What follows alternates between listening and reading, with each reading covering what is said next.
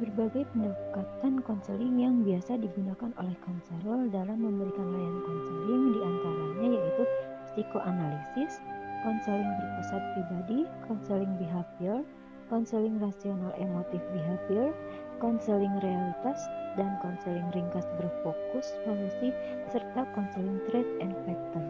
Psikoanalisis merupakan ancaman konseling yang dikembangkan oleh Sigmund Freud sejak akhir abad ke-19 sampai dekade awal abad ke-20. Pendekatan ini merupakan dasar dari konseling dan psikoterapi modern. Hakikat manusia. Pada dasarnya manusia ditentukan oleh energi psikis dan pengalaman awal kehidupannya, terutama masa 5 atau 6 tahun pertama dalam kehidupannya. Struktur kepribadian terdiri atas ID, ego, dan superego. ID adalah komponen biologis kepribadian yang merupakan sumber energi psikis dan tempat insting. Ego merupakan komponen psikologis individu yang berfungsi sebagai eksekutif kepribadian dengan menggunakan prinsip realitas dalam bekerjanya. Superego adalah komponen sosial yang berfungsi sebagai hakim kepribadian yang merupakan tempat kode-kode moral sosial masyarakat dengan menggunakan prinsip kesempurnaan dalam kerjanya. Kecemasan merupakan perasaan takut yang berasal dari perasaan, kenangan, keinginan, dan pengalaman yang ditekan. Mekanisme pertahanan ego atau diri membantu individu mengatasi kecemasan dan mencegah ego dari kewalahan atau kekalahan secara psikologis. Individu berkembang melalui tahap oral, lahir sampai 18 bulan, anal 18 bulan sampai 36 bulan, phase 3 tahun sampai 6 tahun, latensi 6 sampai 12 tahun, dan genital 12 tahun ke atas. Konseling pada dasarnya adalah proses rekonstruksi kepribadian konseli dengan tujuan membantu konseli menjadikan materi yang tidak disadari menjadi disadari. Teknik-teknik konseling dirancang untuk membantu konseli memperoleh akses terhadap konflik-konflik yang tidak disadari yang dapat menghasilkan tilikan dan asimilasi materi-materi baru oleh ego. Konseling berpusat pribadi. Pendekatan konseling ini didirikan dan dikembangkan oleh Carl Ransom Roger pada tahun 1940-an. Pendekatan konseling berpusat pribadi didasarkan pada pandangan bahwa manusia adalah makhluk yang baik dan dapat dipercaya. KBP memiliki karakteristik 1. Memusat pada tanggung jawab, 2. Menekan pada dunia pengalaman, 3. Konseling dan psikoterapi hanyalah salah satu contoh hubungan konstruktif, 4. Sikap-sikap konseling merupakan kondisi yang mutlak, 5. Teori KBP berkembang melalui penelitian tentang proses dan hasil konseling. 6. Menekan pada kekuatan dari dalam diri individu dan dampak revolusioner dari kekuatan tersebut. Kepribadian terdiri atas organisme, medan fenomena, dan self. Konseling berlangsung melalui 1. Penciptaan hubungan baik, 2. Pembebasan ungkapan, 3. Tercapainya insight, dan 4. Yaitu penghairan. Pendekatan KBP lebih menekankan pentingnya sikap dan filosofi konselor daripada penggunaan teknik-teknik dalam proses konseling. Konseling behavior dikembangkan sejak 1950-an dan 1960-an. Konseling tersebut merupakan pemisahan yang radikal dari psikoanalisis yang berlaku saat itu. Manusia adalah penghasil dan sekaligus hasil dari lingkungannya.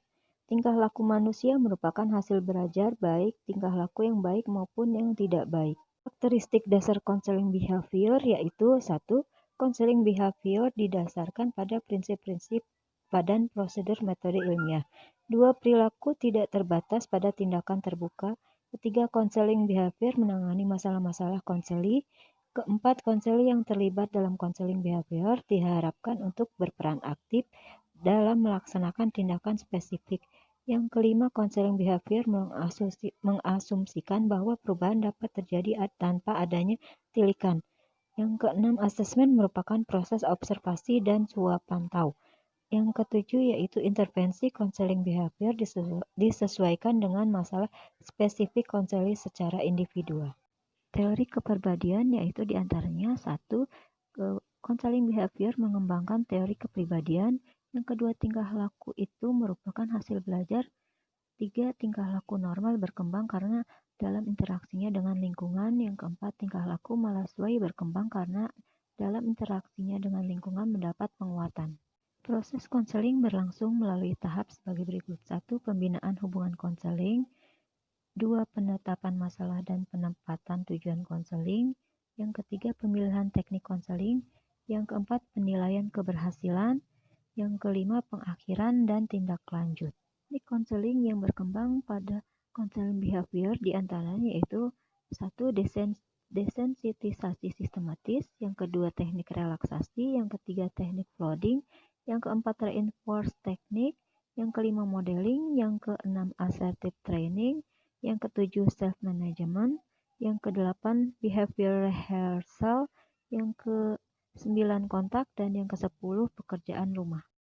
Konseling rasional emotif behavior. Pendekatan ini dikembangkan oleh Albert Ellis pada tahun 1955 dengan nama rasional terapi.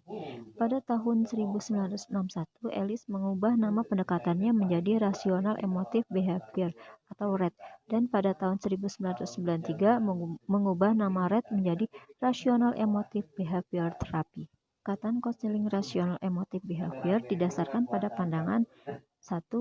Manusia adalah makhluk yang memiliki potensi pikiran rasional dan irasional. Yang kedua, makhluk yang memiliki kecenderungan mengembangkan dan sekaligus menghambat diri. ABC tentang kepribadian sangat pokok dalam teori dan praktek konseling rasional emotif behavior. Setiap orang normal berkembang berdasarkan keinginan, harapan, dan pilihannya. Adapun perilaku malasual merupakan akibat dari sejumlah pandangan yang tidak rasional yang didapat manusia dari proses perkembangannya. Pada dasarnya merupakan proses reorganisasi atau restrukturisasi pemikiran konseli, yaitu membantu konseli mengubah pikiran yang irasional ke arah yang rasional sehingga tindakan dan emosi konseli menjadi rasional. Teknik-teknik konseling rasional emotif behavior dapat dikelompokkan ke dalam 1. Teknik-teknik kognitif, 2. Teknik-teknik behavioristik, dan 3. Teknik-teknik emotif.